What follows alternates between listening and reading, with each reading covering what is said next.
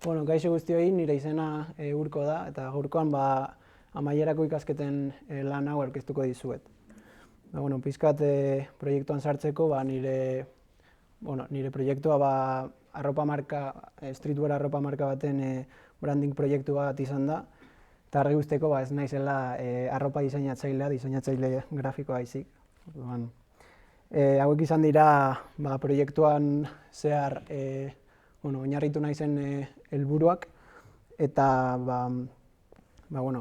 proiektua azaltzen joan ahala helburu hauek ikusiko azalduko dira. Eta baita ere 2030ko agendako beste 3 helburu helburuetan oinarritu nintzen. Pizkate ideiarekin sartzeko zerbait berritzaile eta originala sortu nahi nuen, eta nire herriko bilagunek proposatutako arropa marka baten proiektuaz oroitu nintzen, eta proiektu honetan ondo kasatu ahalko zuela ikusi nuen, niri arropa eta modaren mundua beti gustatu zaidalako eta serigrafiatutako kamiseta asko egin dut balako. Eta pizkat Espainiako streetwear edo sasoian dagoen arropa moda hau ikusiz, bezeroek markekiko zeukaten konexio falta hori detektatu nuen, eta hau konpontzeko hasiera batean, aurre proiektuan azaldu nuen bezala, oraindik egin ez den eskuzko kustomizazio diseinuekin arropa marka bat sortzea erabaki nuen, baina azkenean helburuetara eta baldintzetara egokituz hau moldatzen joan zen, baina kustomizazioaren ideia hau mantendu zen grafikan. Orduan, naminarekin hasiz, hasiera batean The O's dena separatua izen hori proposatu zidaten nire lagunek, baina beraien izenetan zeukaten O karakteraren harremanarengatik zen, baina kontzeptualizazioaren aldetik nahiko simplea iruditzen zitzaidan naming bat zen, eta pizkat interneten arakatuz CEOs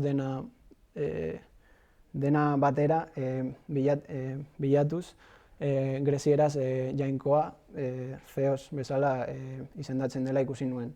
Eta honek posibilitate askoz betetako mundu batera eraman ninduen. Eta horregatik marka jainkoa balitz bezala eta sortzailengana edo bezero sortzailengana bideratzeko konexio horrekin tagline hori eratu zen. Kontzeptualizazioaren aldetik pizkat identitate eta balore bereizgarri hori gaineratuko zion storytelling batean pentsatzen hasi nintzen, eta horregatik jainkoa beti gainetik izan da, bi munduen arteko fusio bat egitea pentsatu nuen. Alde batetik streetwear arroparen jatorria, 80garren hamarkadako estetika hori, eta bestetik Grezia klasikoko hau naminetik hartu nuen, pizkat bi mundu hauek estetikoki ondo kasatu alzutela pentsatu nuen, eta markarekin erlazioa zutelako. Orduan, hasteko streetweararen jatorri honekin, Stussy marka aitzindaria erreferente bezala hartu nuen, Shaun Stussyren firma pertsonalarengatik sortu zelako, eta bere identitatea erakustagatik sortu zelako, eta ikusten diren kartel eta grafika, 80garren hamarkadako grafika hau, gero marka grafikoan erreferente bezala erabili zen. Beste aldetik, greziar estetikaria dagokionez, bi zutabe nagusi hartu ziren, alde batetik proportzioak eta bestetik simetria. Beti ere edertasun eta harmoniaren kanon hauek beste munduaren analogikotasunarekin nazteko. Gero, investigazio edo definizio fase bat egin zen, hau memorian ikusi dezakezu argiago, eta pizkat marka bideratzeko eta target horretara nola komunikatzeko bideak bilatu ziren. Orduan, behin arazoa aurkeztuta, jada soluzioa edo zeoz zer egingo zuen erabaki nuen. Azkenean, zeozen helburua izango zen norberaren identitatea errepresentatzea edo indartzea, eta beti ere arroparen kalitate eta diseinuaren sostengarritasuna kontuan hartuz. Baita ere, aipatzekoa da markan erabili den tonua, beti ere jainkoa hitz egiten egongo bazen bezala komunikatuko da, eta beti ere ingelesez erabiliko zen komunikazio kanal hau.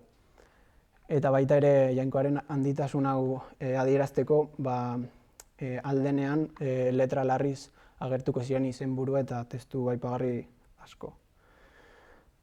Azaldutako kontzeptu guztia grafikoki nola errepresentatuko nuen ikusteko,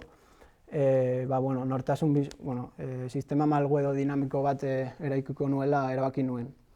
Elementu aldakor eta estatikoekin nire identitatea ahalik eta errekurtsu gutxienekin identifikatzeko erraza izateko helburu horrekin. Orduan hasteko logotipoarekin bozetuak egiten hasi nintzen. Argi neukan O karakterean isotipo bat sartuko nuela, eta O karaktere honek joku asko ematen duelako, eta saldutako namingaren jatorri horri erreferentzia egiteko hori egin zen. Hasteko sinboloak probatzen hasi nintzen, gero markoa erabaki nuen eta variazio gehiago egin nituen, eta azkenean tipografia variazio desberdinak egin ziren. Azkenean logotipo azken honetara iritsi nintzen, non logotipoaren helburua gaur egun dauden marka tipografiko eta helbetika erabiltzen duten marka hauen kontra joatea da. Azkenean markoaren bidez kustomizazio espazio bat mugatzen du, eta hor kontenedore bezala erabiltzeko bakoitzaren identitatea han sartzeko espazio bat izango da, eta logotipoaren seriotasun horrekin apurtuko luke. Baita ere negatiboan funtzionatzen duela ikusten da, eta pixkat markoaren kontzeptu hori hobeto azaltzeko O karakterea simbolizatzen du, eta baita ere urrezko espiralaren eskin horiekin, eskina proportzionatu horiekin eraikita dagoela aipatzea. Eta marko artistiko bat irudikatzen du. Azkenean marko batean doan guztia arte pieza batean bilakatzen dela pixkat kontzeptu horrekin irudikatzeko. Eta beste aldetik, legibilitate aldetik, marka logotipoa txikiagotzean eta bar, eta baita ere logotipoa ez izateko hain estatiko eta mugikorragoa izateko, markoaren bertsioaz gain bere bertsio negatiboa obalo horrekin egin zen. Beti ere forma hori mantenduz eta koherentzia grafiko bat izan da. Gero logotipo, marka grafikoaren eraikuntza nahiko interesgarria da, zeren proportzioak storytellingean aipatzeaz gain, baita ere marka grafikoaren eraikuntzan erabilia da. Azkenan fi zenbakia, jainkoaren zenbakiarekin erlazionatzen dena, honekin zatituz eta biderkatuz marka guztia eraiki zen.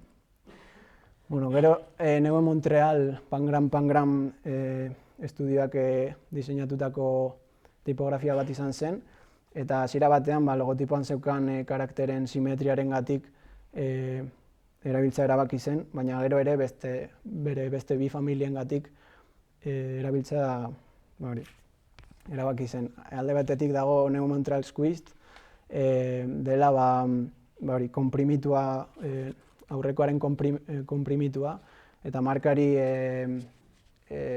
seriotasun hori kentzeko eta espresibotasun hori gaineratzeko erabili zen. Gero neue Montreal Mono, mono espaziatu hau, arropa marketan testu tekniko eta informazio asko erabiltzen denez, aproposa zela erabiltzea erabaki zen. Gero beste aldetik koloreak alde garrantzitsu bat da aipatutako bi mundu horiek errepresentatzeko. Alde batetik zuri beltzak 80. hamarkadako streetwearraren sustrai hori errepresentatzen dute, eta beste aldetik zuri urdinak Jainkoa, Grezia eta zerua irudikatzen dute. Hauek izango ziren koloreak. Eta beste aldetik moduluekin, isotipoaren moduluekin hainbat forma ireki ziren, sistema dinamikoagoa izateko, baita ere seinaletikarako hainbat gezi. Eta gero, greziar ornamentazioen patroi horretan oinarrituz eta hau islatuz hainbat patroi korporatibo egin ziren. Beste aldetik, aipatutako grafika guztiarekin apurtzeko eta garbitasuna honekin kontrastatzeko, hainbat zirriborro edo grafiti munduaren tag motatako zirriborro hauek erabiltzea erabaki zen, kustomizazioaren mundu hau islatzeko. Eta bukatzeko, argazki guztiei trataera testurak, eskaneatutako testurak gaineratzea erabaki zen. Eta gero ere trataera artistiko edo kartelgintza eta serigrafiatzerako orduan 6 tonuen trama hau erabiltzen zen. Gero produktua saltzeko, bi kolekzio mota egin ziren, alde batetik Dios, markaren esentzialak eta bi mundu horiek errepresentatzeko helburu daukana, eta bestea Joke raperoarekin batera egin zen kolaborazio bat. Dios, azaldutako nahiminaren jatorri horretatik hartzen da izena, eta greziar mitologia eta hip-hop eta bi mundu horiek fusionatuz hainbat diseinu egin ziren, 6 kamiseta ezberdin. Guzti hau memorian, diseinu bakoitza memorian hobeto azaltzen da, nahi baduzue, eta beste osagarriak. Hau izango zen kolekzio guztia, ikusten denez, azaldu den nortasun bisuala ondo islatzen da hemen kolore korporatiboengatik. Eta beste aldetik kolaborazio hiri dagokionez, aipatutako bi mundu horiekin erlazioa izango zuen pertsona edo artista bat hautatu nahi nuen, eta Joke grafitero eta rapero izateaz gain diseinatzaile grafikoa zenez, eta bere azkeneko albuma Olimpiadei buruz tematika horrekin egin zuenez, kolaborazio apropos bat izango zela pentsatu zen. Orduan, bere abesti bakoitzean zeukan simbologia, berak kustomizatuko balu bezala egin nuen. Eta orduan konposizioa nahiko simplea, azaldu den markoaren modulu horiek kustomizazio espazio hori mugatzen dute, eta baita ere abestiaren izenburua eta letra agertzen da. Baita ere sudaderak egin ziren, eta hau izango zen kolekzio guztia. Guzti hau merkaturatzeko eta saltzeko hainbat aplikazio eta euskarri egin ziren. Alde batetik etiketazioa, jantzi guzti hauetan erabiliko zena, eta jantzi hauei ofizialtasun eta jabetza hori eskaintzeko. Eta gero ere markoetan zure jabetza hori zure identitate propioarekin jartzeko pentsatua eta diseinatua dago. Gero packagingaren aldetik, arropa munduan ohikoak diren kasetan oinarrituz, hurrengo packagina egin nuen, kamiseta zein jertseak sartzeko balio duena. Eta baita ere user experience-a indartzeko, hainbat gift txartela, deskontu txartela, bizita txartela egin ziren, hainbat pegatina. Eta gero tonu serioago batean, karpeta korporatibo eta gutun korporatibak egin ziren, beti ere grafika jarraituz. Gero, sistema malgu hau funtzionatzen zuela egiaztatzeko, karteletan arreta asko jarri nien, eta horregatik kartel, Bilbo multzotan bereizten dira. Alde batetik kontzeptualak, markaren jatorri hori metaforikoki azaltzen dutenak, eta beste aldetik promozionalak, kanpaina horiek promozionatzeko eginak daudenak.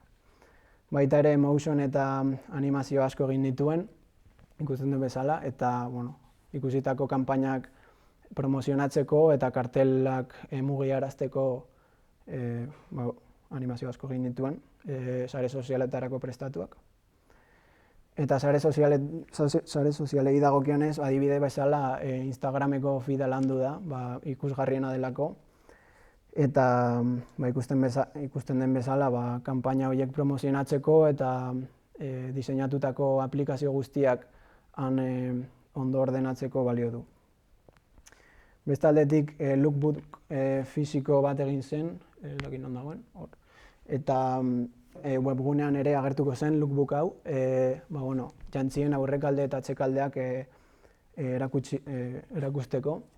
Eta, aipatzekoa da, aurpegin zirriborroak da,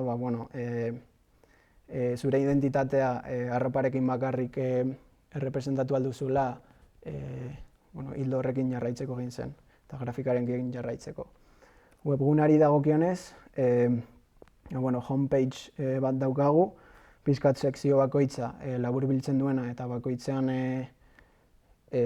klikatzeko gonbidatzen zaituna, eta hau izango zen denda, lookbook hau aipatu berzala. Hau izango ziren bi kolekzioen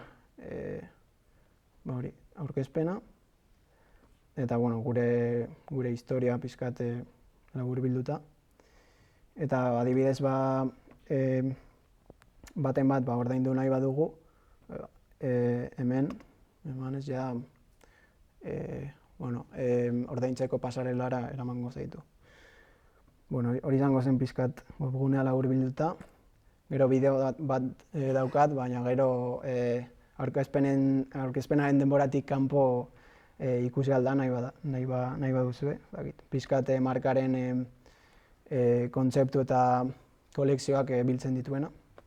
Eta ondorio aldetik, aurre proiektuan azaldutako arazo eta atalak ongi errepresentatu dituela eta bi mundu horiek mundu analogiko zein digitala nahastuz ondo azaleratu dela uste dut. Denbora aldetik gustatuko litzaidake denbora asko gehiago izatea atal bakoitza lantzeko, baina orokorrean nire lagunengatik sortutako ideia hori errealitatera eramatea eta proiektu honetan aprobetxatzea esperientzia polit bat izan da. Eta eskerrik asko entzuteagatik, hau izan da nire aurkezpena, eta galderaik badaukazu esan.